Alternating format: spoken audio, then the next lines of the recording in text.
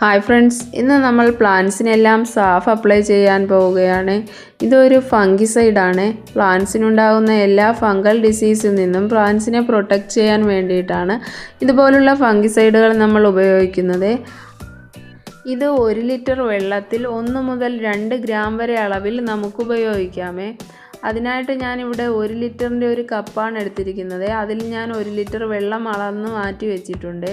അതിലേക്ക് ഇതാ 1 മുതൽ 2 ഗ്രാം വരെ അളവിൽ ഞാൻ സാഫ് എടുത്തിട്ടുണ്ട്.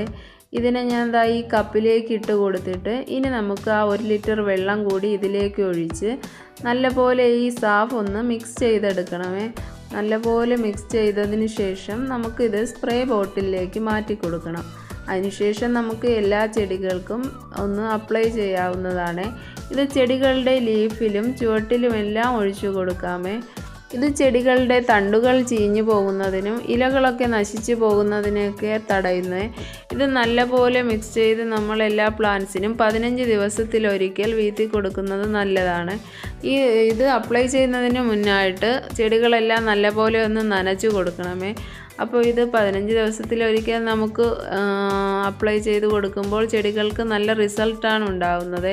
അപ്പോൾ നമുക്ക് ഈ ലീഫിലും ചുവട്ടിലുമെല്ലാം ഇത് അപ്ലൈ ചെയ്യാവുന്നതാണ്.